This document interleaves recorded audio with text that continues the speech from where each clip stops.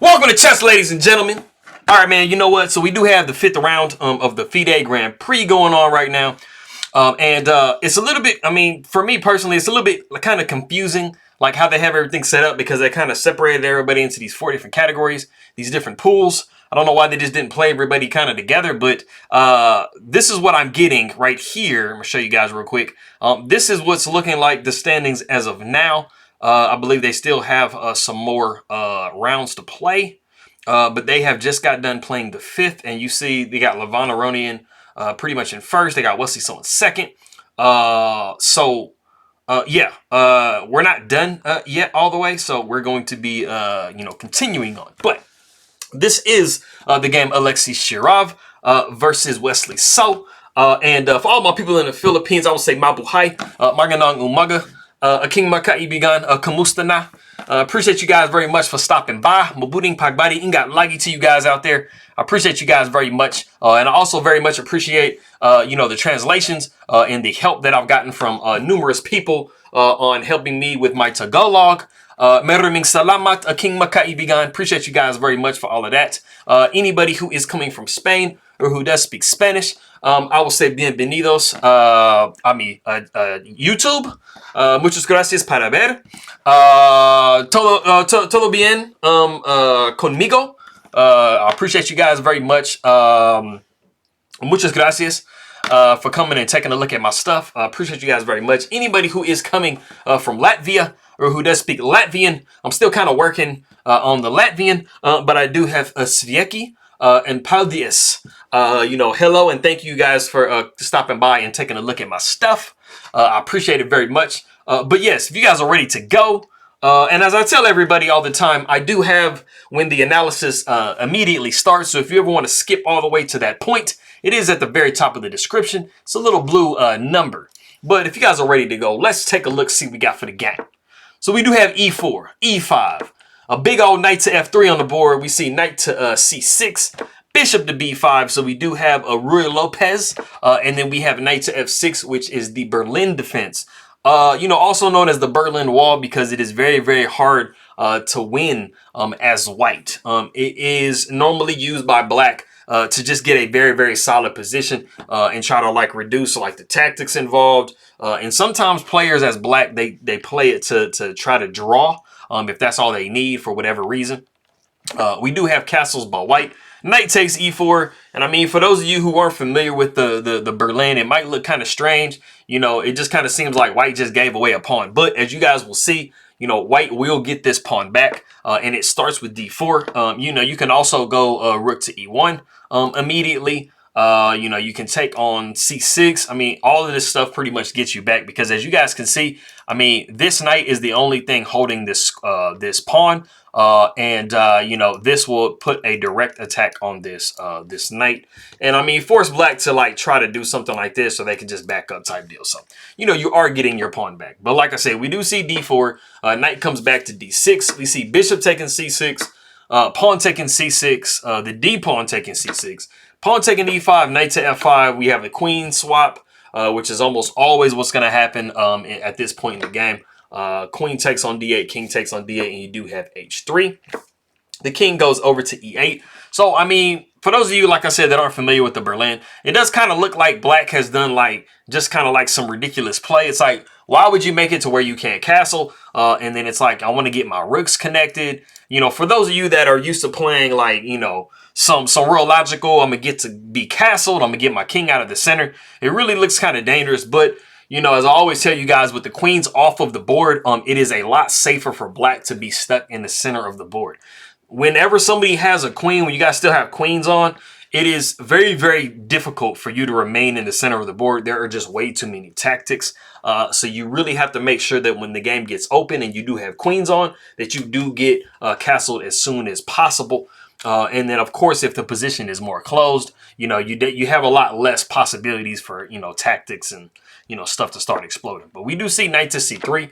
We got h5. Sometimes g4 is a desirable move for white to make just to kind of kick this knight. So, h5 is just preventing that a little bit, more logically. It's also allowing this rook to get, open on this file. The bishop comes to f4. We see bishop to b4, and then we do actually see knight to e2 in the game. Now, I was really trying to find like a spot that I can, pause the video to try to see like, what would be a really good, point to pause it.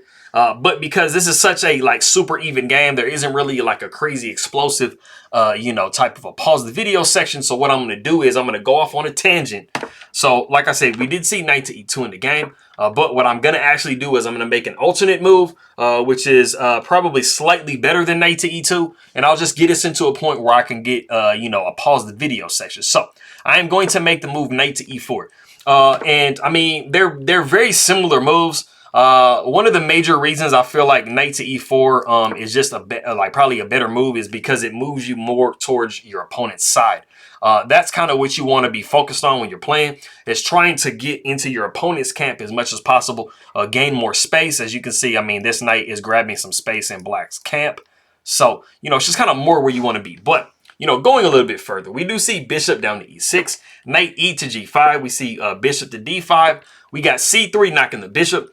And as black, you really don't want to trade your bishop, one of your bishops for a knight. So you're trying to kind of keep your bishops on. We do see rook f to e1, and then we have reached the point where if you do want to guess what is a really nice move for black to make in this position, go ahead and do so.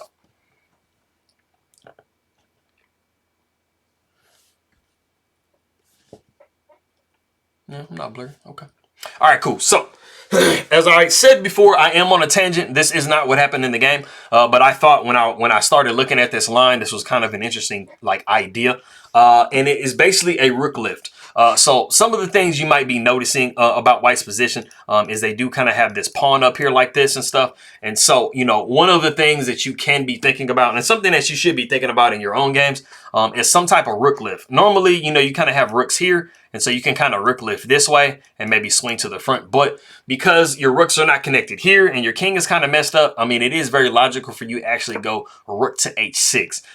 And it might seem kind of trippy right now, but you are trying to put this rook on g6 and so that you can put it directly across from the king. So after we would see maybe like rook to e2, the rook would come to g6. After g3, the rook would come to d8. And as you can see, this is a really nice position for black. You have forced white to kind of make a little bit of concessions here. And maybe you might be able to have like, an h4 pawn push at some point, trying to break the position open. And you do have this other bishop that can possibly come here. So you have a little bit of something going on. But going back to what we actually had in the game, like I said, after the bishop came to b4, we did see knight to e2.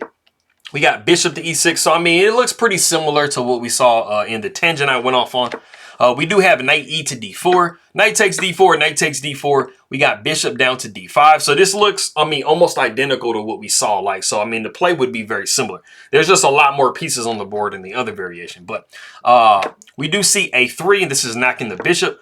So the bishop comes back to e7. And then we see the novelty of the game, which is knight to f5.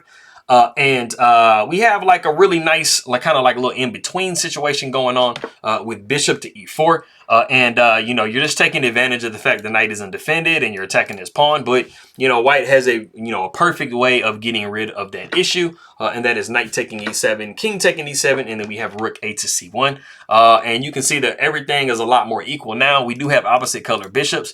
The king has gotten off the back rank. So the rooks are now finally connected. So, I mean, everything's fairly equal. But we do have this slight difference in pawn structure for black compared to white. We do have king down to e6. It's very logical for you to start moving your king into the center of the board, and white is going to be wanting to try to do that also. We do see f3. We got bishop to g6, bishop up to g5. We see h4. We see rook f to d1. We got king to f5. Bishop comes down to d2.